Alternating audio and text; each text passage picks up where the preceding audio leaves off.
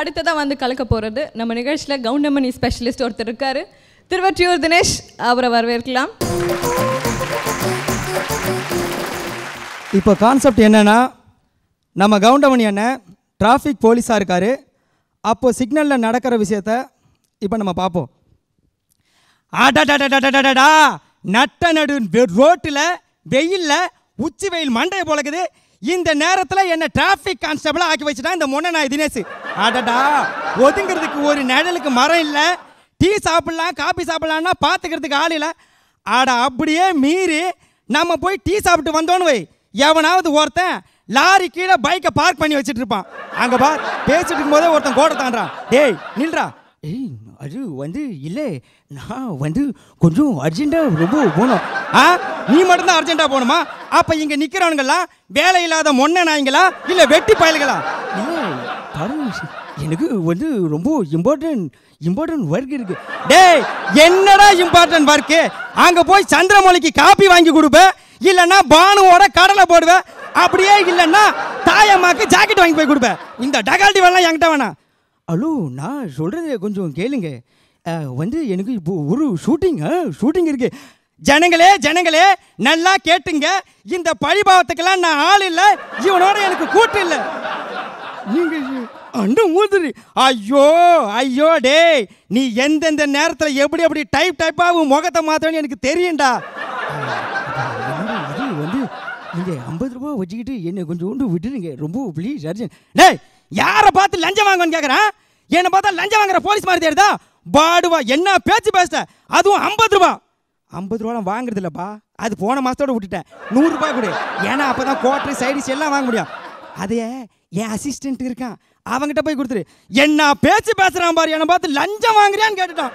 என்னால் தாங்க முடியல. ஏய், ஸ்டாப் த கார். ஆமாம், என்ன லைசன்ஸ் இருக்கா? அடடா, லைசன்ஸு வீட்லேயே மறந்து வச்சுட்டு வந்துட்டேங்க. சரி, ஆர்சி புக்கு இருக்கா? ஐயோ, அதையும் வீட்டிலேயே மறந்து வச்சுட்டு வந்துட்டேனே. அடடடா, சரி, ரோட் டாக்ஸாவது இருக்கா? அட, அதையும் வீட்டிலே மறந்து வச்சுட்டு வந்துட்டேன்ப்பா.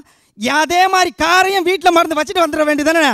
இந்த டக்கால்ட்டி வேணாம். இந்த பார், கோர்ட்டில் போய் கட்டினீங்கன்னா 500, இங்கேயே கொடுத்தீங்கன்னா வெறும் 100. எப்படி வசதி? இந்தாப்பா, நான் உனக்கு 501 கொடுக்குறேன். ஆட பாவி மனுஷா, 501 சோப்பை கொடுத்துட்டு ஓடிட்டா இருப்பார் அவரு. அவரை பிடிங்கப்பா, அவரை பிடிங்க. ஏய், அங்கே யார் அவன்? காரை நடு ரோட்டில் நிறுத்திட்டு இறங்கி ஓடுறது? நான் தாங்க சுருளி. ராஜா, எதுக்குடா காரை நடு ரோட்டில் பார்க் பண்ணிட்டு ஓடுறேன்? ஏங்க, அது ஏன் கார் இல்லைங்க, ரோபோ சங்கரோட ஏசி காரு. டேய், இந்த டைலாக் அவர் சொல்ல சொன்னாரா? இதுக்காக நீ அவர்கிட்ட எவ்வளோ பணம் வாங்கின? ஏங்க, இல்லைங்க, அவர் காரை பார்க் பண்ணி வச்சுருந்தாருங்க.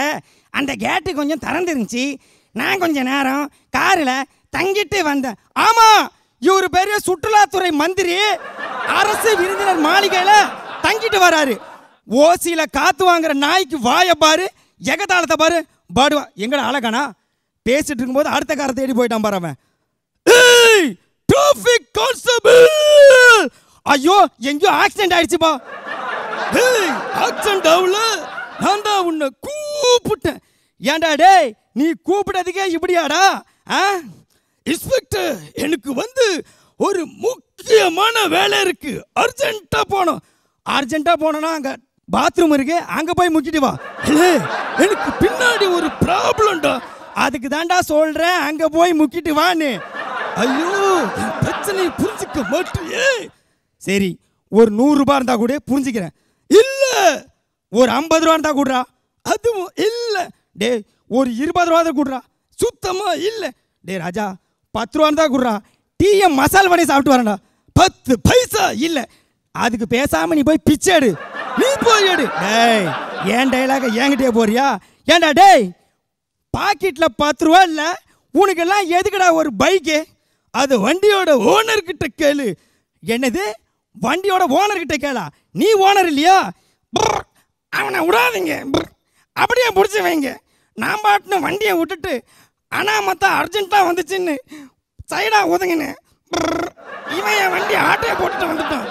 பில்லட்டி பகர், ஏன்டா டேய், வண்டியை திருடிட்டு வந்துட்டு இவ்வளோ டகால்டி வேலை காட்டுறியா நீ? இன்ஸ்பெக்டர், இப்போ என்ன பண்ண போறீங்க? ஊட்டியில் மலர் கண்காட்சி நடக்குது, ஓடி போய் சுற்றி பார்த்துட்டு வா. நான் நடரா போலீஸ் ஸ்டேஷனுக்கு. தோபா இங்கே ஒருத்தன் வந்திருக்கான் பார். ஏய் தபா தபா தபா தபா தபா இங்கே பார். லைசன்ஸ் இருக்கு, ஆர்சி புக் இருக்கு, எல்லாமே இருக்கு. அப்புறம் எதுக்கு என்ன மடக்கிறேன்? Car taxi கட்டினியா? இதனாடி புதுசாக இருக்குது கார் டாக்ஸி. இது வரைக்கும் நான் கேள்வியே பட்டது இல்லையாரு. இது புதுசாக போட்டிருக்காங்க. டேய் நான் தான்டா கமிஷனர். நான் கூட தான் கமிஷனர். தபா தபா தபா நான் யாரும் நினச்சி பேசிட்டு இருக்கேன். டேய் நான் தான்டா கமிஷனர் காத்தமுத்தி. இந்த டகால்டி வேலைலாம் என்கிட்ட வேணா. முதல்ல 100 ரூபாய் காசை கொடுத்துட்டு போ.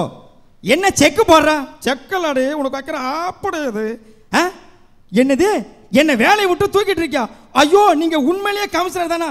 காத்தமுத்து சார் எத்தனையோ பேரை காத்திருப்பீங்க, என்னையும் கொஞ்சம் காத்து அருளுங்க சார். தபா நீ கமிஷனர் கிட்டே லஞ்சம் கேட்ட, அதனால உன்னை 10 வருஷம் தள்ளி வச்சிடறேன்டி. நீ 10 வருஷத்துக்கு முன்னாடி எவ்வளோ சம்பளம் வாங்கினியோ அதே தான் இப்போ. ஐயோ கொஞ்ச நேரம் வாயை கொடுத்து 10 இயர்ஸ் பேக்கில் போயிட்டேன். சொன்னா கேட்குதா இந்த வாய்? இந்த வாய் தான் எனக்கு பிரச்சனையே. ஒரே சமயத்தில் இத்தனை வாய்ஸ் பேசுகிறதுன்னா முதல்ல கான்செப்டு ஒரு ட்ராமா எழுதிக்கணும், என்ன பேச போகிறோம் அப்படின்னு. அதுக்கு எல்லா நடிகரும் வந்துட்டு போகணும். கவுண்டமணி மெயினாக இருக்கணும். ரொம்ப ஒரு 2 ஆர்டிஸ்ட்னால் மேனேஜ் பண்ணலாம்.